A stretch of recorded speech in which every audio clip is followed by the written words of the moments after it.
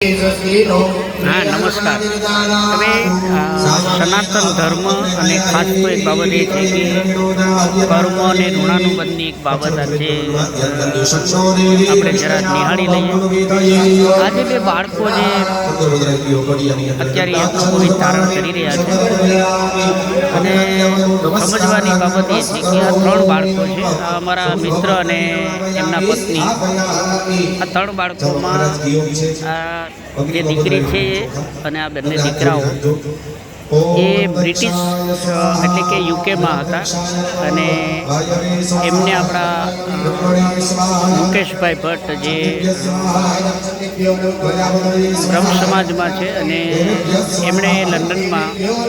આ ત્રણેય બાળકોને દત્તક લીધેલા અને એ પછી એ ઇન્ડિયન કલ્ચર માટે અત્યારે ફરી જૂનાગઢ આવ્યા અને જૂનાગઢની બહુ પવિત્ર ભૂમિ એવા ભવનાથ ક્ષેત્રના એક આશ્રમમાં આ બંને દીકરાઓનું અત્યારે યજ્ઞોપવિત થઈ રહ્યું છે। આપ જોઈ શકો છો કે સંપૂર્ણપણે સનાતન ધર્મના આપણા વૈદિક રીતે એ લોકો અનુસરી રહ્યા છે। હવે બાબત સમજવાની એ છે કે આ જે યજ્ઞોપવિત વિધિ છે બંને કુમારોની થઈ રહી છે, તો આ બંને કુમારો બ્રિટિશ બર્થ એટલે કે એક અંગ્રેજ સંતાનો છે કે જેમના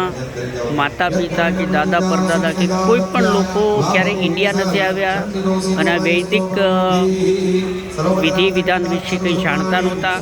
આ બાળકો કે એમના પરિવારના કોઈ પણ વંશજોએ પૂર્વાપરમાં આપણો આ કોઈ સનાતન ધર્મ અને વૈદિક પરંપરાને વિશે વિચાર્યું પણ નહોતું, છતાં પણ એક ડેસ્ટિની જેને કહેવાય એક નસીબ કે આ લંડનના બંને બાળકો અત્યારે ગુજરાતની પવિત્ર ભૂમિ ઉપર, ભારતની ભૂમિ ઉપર સનાતન વૈદિક શાસ્ત્રો અનુસાર સુગ્ન બ્રાહ્મણો દ્વારા યજ્ઞ વિધિથી એક યજ્ઞોપવિત ધારણ કરી રહ્યા છે અને આ વિડીયો તૈયાર કરવો એટલે કે આ બાબત એટલા માટે અમે રજૂ કરી રહ્યા છે કે સંસારમાં તમે ગમે તે જગ્યાએ જન્મ પ્રાપ્ત કરો, ગમે તે વંશમાં કરો, ગમે તે ગોત્રમાં કરો કે ગમે ત્યાં કરો, પણ હકીકત એ છે કે તમારા મૂળમાં, તમારા જીન્સમાં કે તમારા આત્મા સાથે જોડાયેલું જે પરમ સત્ય છે એ અખંડ છે।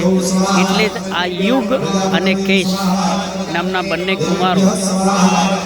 બ્રિટિશ એટલે કે અંગ્રેજ માતાના બાળકો હોવા છતાં બધા જ અલગ અલગ બાળકો છે, ત્રણેય બાળકો અલગ અલગ છે, છતાં પણ અત્યારે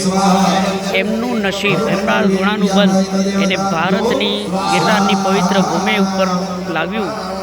અને અત્યારે એવું પવિત્ર યજ્ઞોપવિત ધારણ કરી રહ્યા છે, યજ્ઞવિધિ કરી રહ્યા છે